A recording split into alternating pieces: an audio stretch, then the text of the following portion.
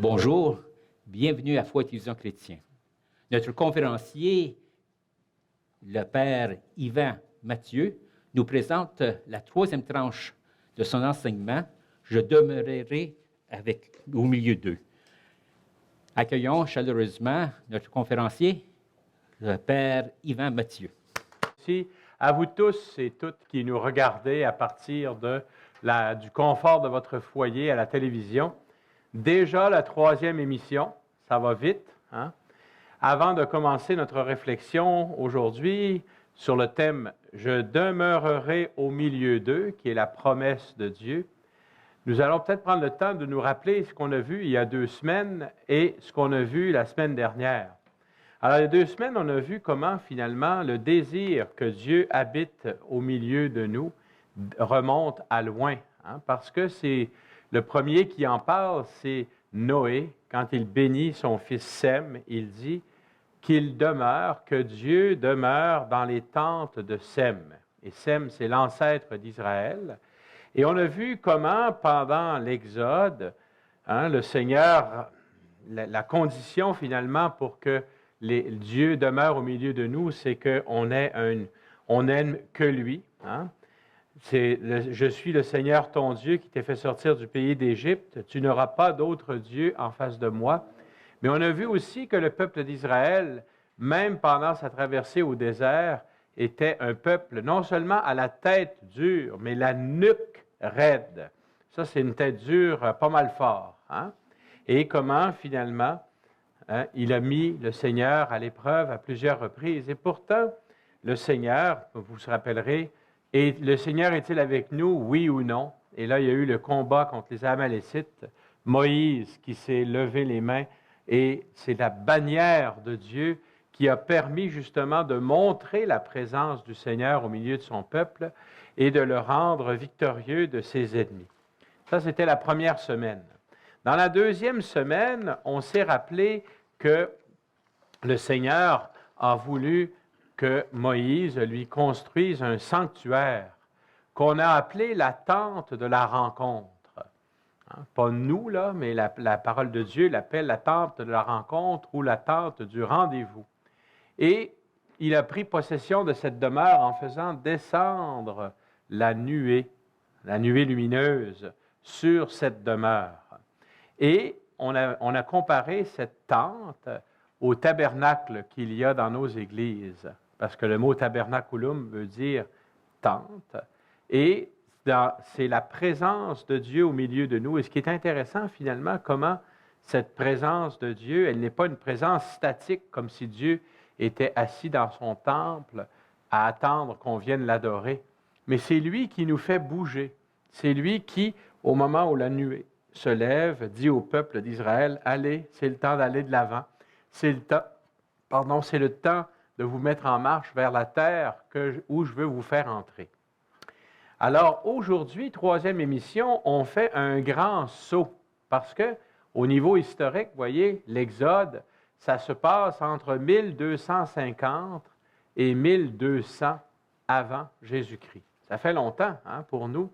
Ça veut dire 1250-1200, ça veut dire 3200 ans à peu près au moment où on se parle. Que s'est-il passé après cela?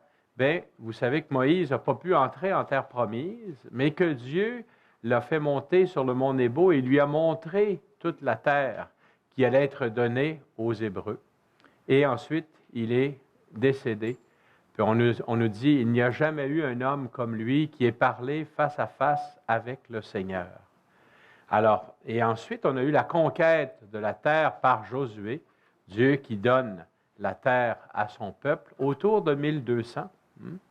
Et là, pendant à peu près 200 ans, les 12 tribus occupent le territoire qui leur a été donné, mais ils n'ont pas véritablement de chef. Sinon que, quand il y a des moments difficiles dans l'histoire d'Israël, Dieu suscite un juge, hein, même une juge, Déborah, pour les libérer de leur oppresseur. Mais on dirait que de fois en fois, le peuple d'Israël n'apprend pas. Il répète toujours le même péché d'abandonner le Seigneur et de se tourner vers d'autres dieux. Et en plus de ça, on dirait ils font de pire en pire. Quand on lit le livre des Juges, au début, c'est pas trop pire.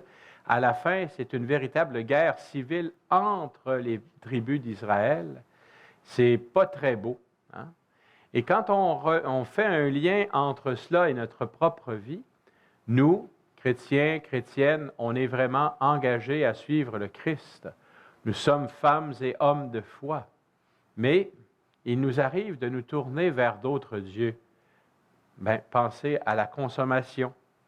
Pensons à notre propre égoïsme. Pensons au pouvoir. Autant de dieux païens que nous suivons au lieu de suivre le Christ. Et quand on arrive au début du livre de Samuel, on a la belle histoire de Samuel qui entend Dieu, qui l'appelle Samuel, Samuel. Très belle histoire. Premier livre de Samuel, chapitre 3. Et pendant 5 chapitres, on a ce débat, est-ce que les Hébreux, les Israéliens, le peuple d'Israël doit avoir un roi, oui ou non? Et puis le prophète Samuel est contre cela, lui. Parce qu'il dit, votre roi, c'est le Seigneur. Vous n'avez pas besoin d'un roi. Mais eux disent, on veut être comme tous les autres peuples. Et finalement, Dieu leur dit, c'est pas toi qu'ils rejettent, c'est moi. Donne-leur ce qu'ils demandent, donne-leur un roi. Et finalement, on a le roi Saül. Et là, Saül, c'était un bel homme. Il avait une tête de plus que les autres, qu'on nous dit. C'était un homme qui cherchait ses ânes ou les ânes de son papa. Et là, il a rencontré le prophète Samuel, il a reçu l'onction. Il est devenu roi d'Israël. Mais, puis là, c'est là, il a eu besoin d'aide. Il est allé chercher David. D'abord, Dieu, il a fait quelque chose. Il n'a pas accepté la parole de Dieu. Dieu lui a dit, je te mets de côté.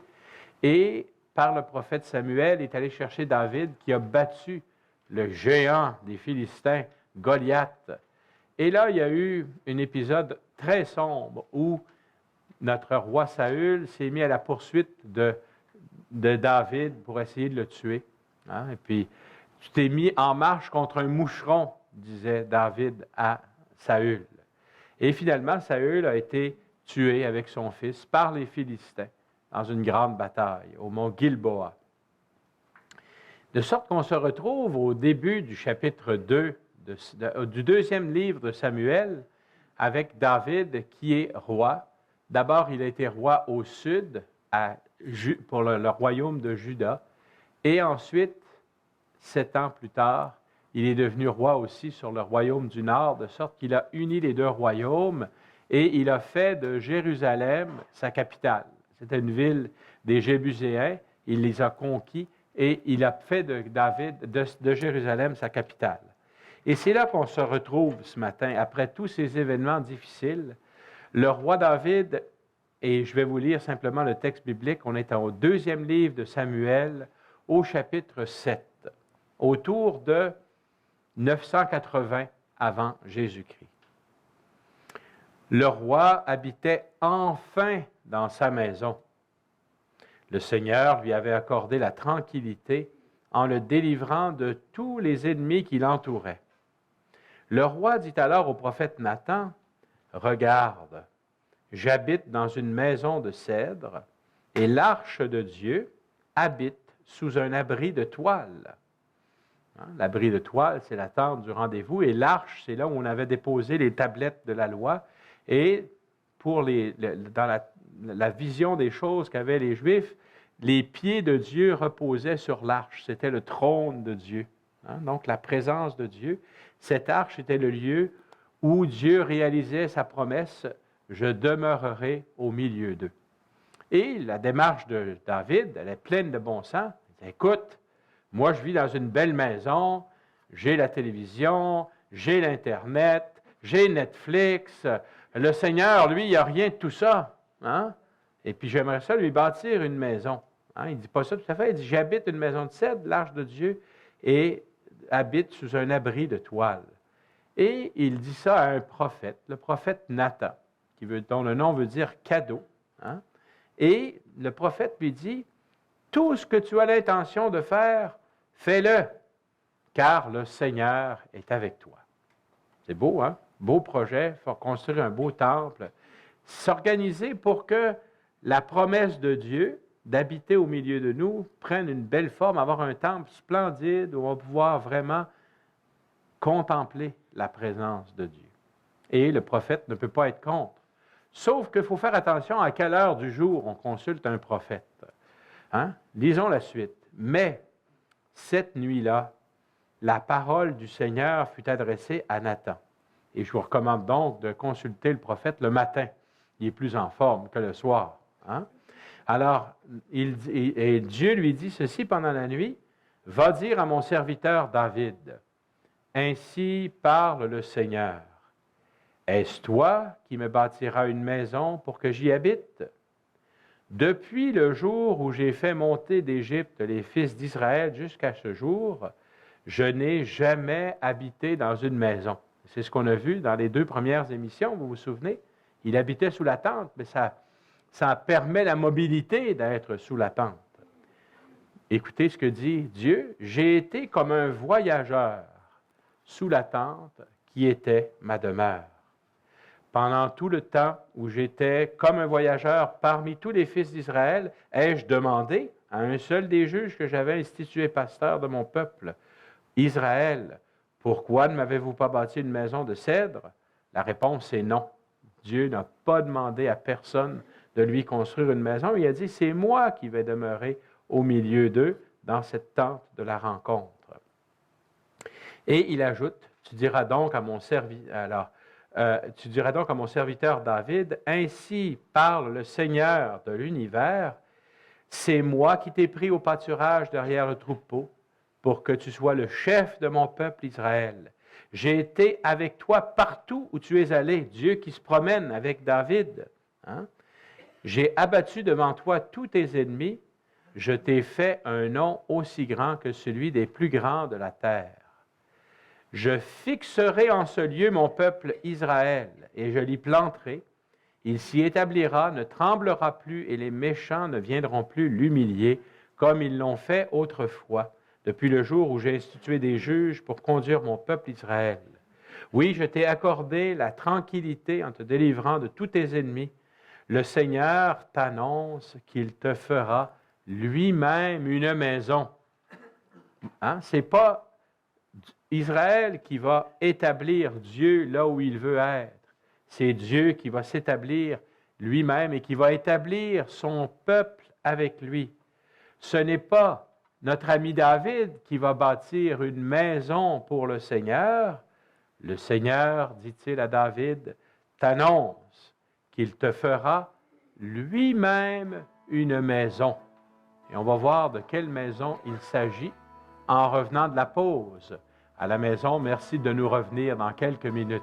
Par l'Esprit, pas juste poussé parce que ce que moi je veux, mais cherchant à voir ce que Dieu veut pour moi, pour ma vie de chaque jour. Seigneur Jésus, on dit qu'il est le chemin, la vérité et la vie. Eh bien, demandons que par l'intercession de Marie, la Vierge Marie, la Mère de Dieu, bien, cette grâce de la disponibilité, vous et moi, pour la mission. Bienvenue de nouveau. Nous avons pris une petite pause et nous sommes de retour après avoir découvert le beau projet de David qui était de construire une maison de cèdre pour le Seigneur. Et le Seigneur, le prophète a dit, ah oui, pas de problème, quel beau projet, ça va être extraordinaire. Mais une nuit un peu agitée, et il va voir David pour lui dire, est-ce toi qui vas me construire une maison? Le Seigneur t'annonce qu'il te fera lui-même une maison. Mais ici, vous voyez, il y a un sens différent au mot maison. Quand David parlait d'une maison, il parlait d'une maison, une construction, une belle bâtisse en honneur de Dieu. Alors que le mot maison, que ce soit en hébreu ou en français, il a aussi le sens ma maison, ma descendance, ma famille. Et c'est cette maison-là dont le Seigneur parle. Écoutons la suite de la prophétie de Nathan. « Quand tes jours seront accomplis, dit-il à David, et que tu reposeras auprès de tes pères, autrement dit, après ta mort, je te susciterai dans ta descendance un successeur qui naîtra de toi, et je rendrai stable sa royauté. C'est lui qui bâtira une maison pour mon nom, et je rendrai stable pour toujours son trône royal. Moi, je serai pour lui un père, et lui sera pour moi un fils. S'il fait le mal, je le corrigerai avec le bâton, à la manière humaine. Je le frapperai comme font les hommes. Mais ma fidélité ne lui sera pas retirée, comme je l'ai retirée à Saül, que j'ai écarté de devant toi. Ta maison et ta royauté subsisteront toujours devant moi. Ton trône sera stable pour toujours. Toutes ces paroles, toute cette vision, Nathan les rapporta fidèlement à David. Est-ce que c'est pas beau? Hein?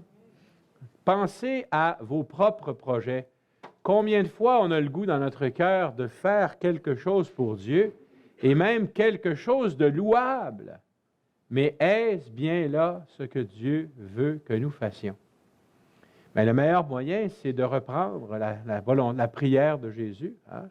Notre Père qui es aux cieux, que ton nom soit sanctifié, que ton règne vienne, que ta volonté soit faite sur la terre comme au ciel. Et pour cela, il faut écouter le Seigneur qui va nous dire quelle est sa volonté. Et ce qui est beau, c'est que Dieu n'attend pas que nous fassions quelque chose pour lui. Il veut faire quelque chose pour nous et pour son peuple. C'est lui qui va faire des choses pour nous. Et notre vocation de baptiser, notre vocation chrétienne, c'est d'enlever de notre cœur tout ce qui peut faire obstacle à cette œuvre de Dieu. Je ne sais pas si vous avez déjà vu une bâtisse se construire. Moi, je travaille à l'Université Saint-Paul et de ce temps-là, on est entouré de construction. Et qu'est-ce qu'on fait pour construire? On fait un grand trou habituellement.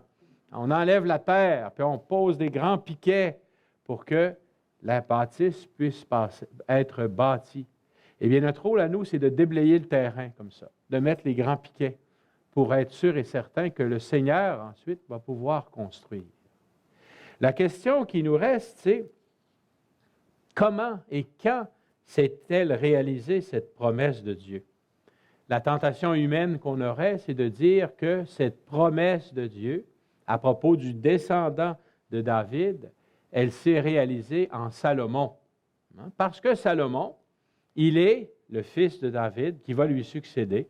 Il est celui qui va bâtir le temple, et on nous dit que c'était une des merveilles du monde, une splendeur.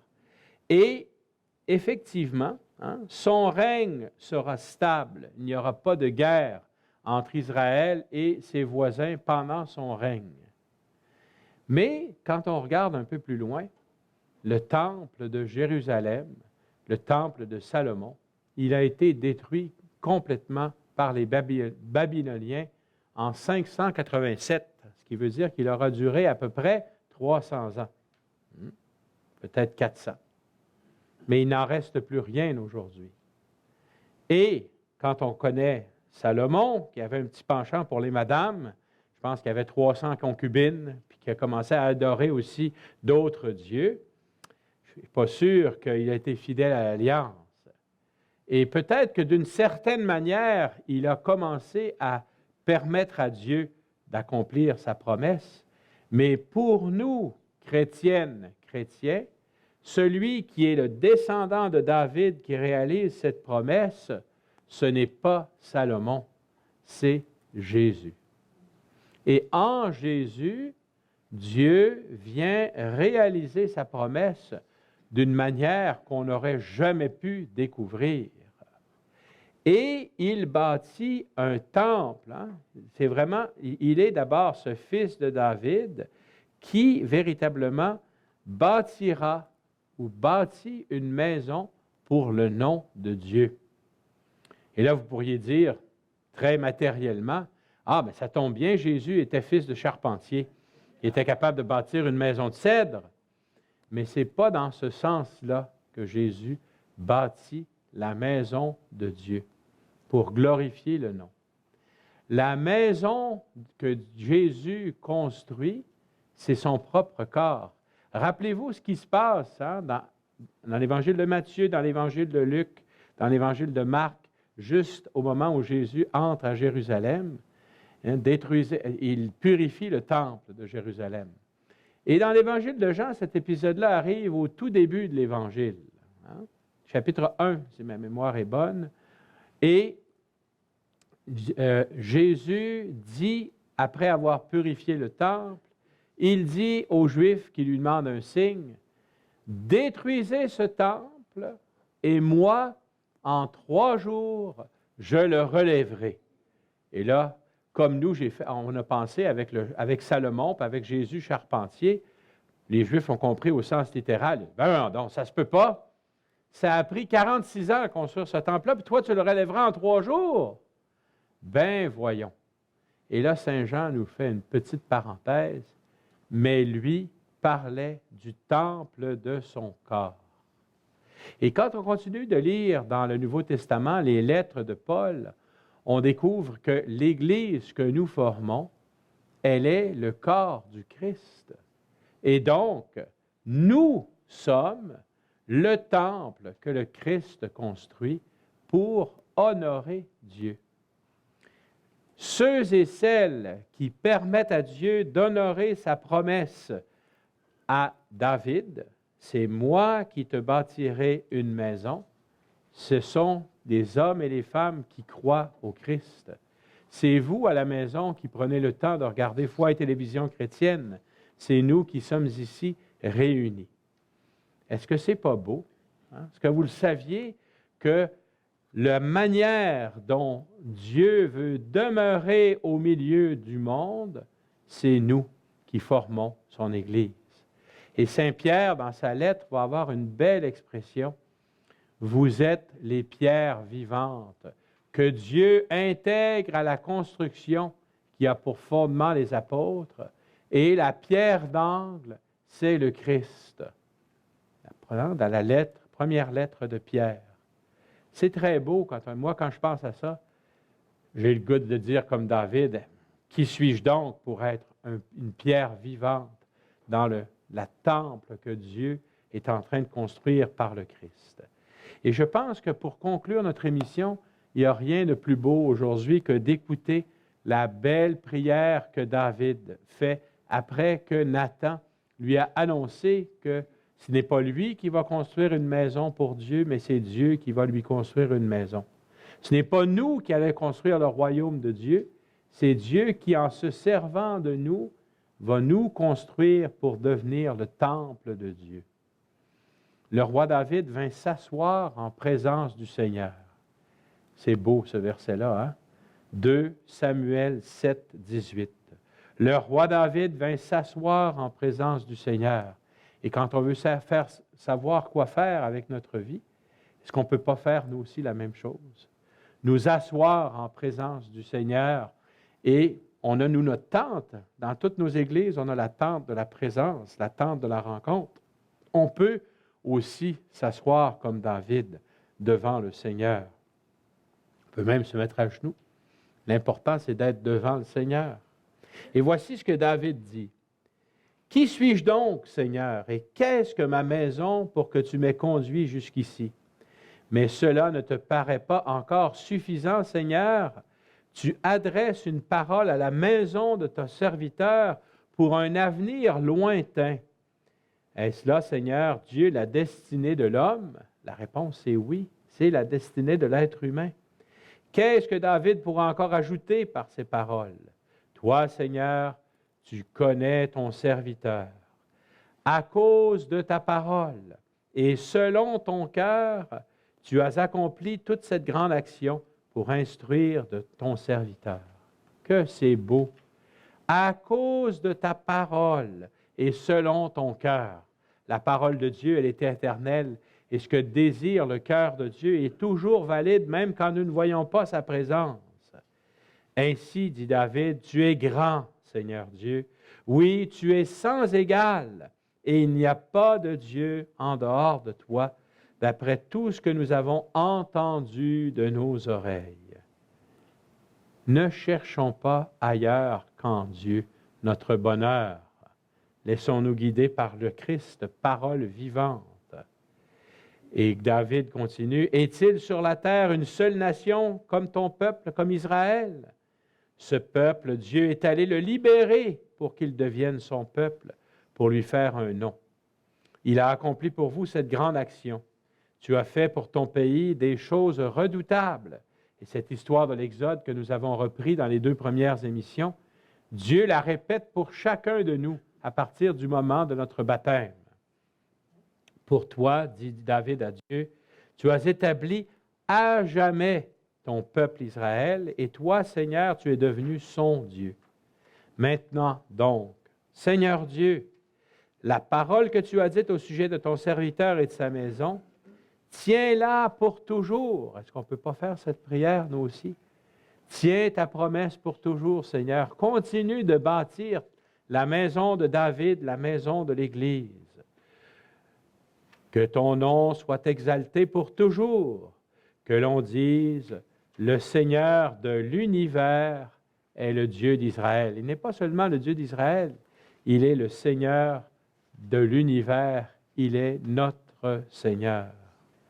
Oui, dit David, et nous disons avec lui, c'est toi, Seigneur de l'univers, Dieu d'Israël, qui a fait cette révélation à ton serviteur. Je te bâtirai une maison. C'est pourquoi ton serviteur ose t'adresser cette prière. Seigneur, c'est toi qui es Dieu. Tes paroles sont vérité. Tu as fait cette magnifique promesse à ton serviteur. Daigne bénir la maison de ton serviteur, afin qu'elle soit pour toujours en ta présence. Car toi, Seigneur Dieu, tu as parlé, et par ta bénédiction, la maison de ton serviteur sera bénie pour toujours. Laissons-nous donc guider par le Seigneur qui demeure au milieu de nous, qui continue de nous construire, qui continue de nous bénir. Et nous verrons où ça peut nous mener en continuant la 2e moitié de nos 6 émissions. Une bonne semaine à tous. La signification profonde est celle qu'on trouve en Romains 6, où Paul, en fait, nous renvoie à la mort et à la résurrection de Jésus. Être baptisé, c'est mourir et ressusciter avec Jésus. Quand on te plonge dans l'eau, eh bien, ça veut dire que tu meurs.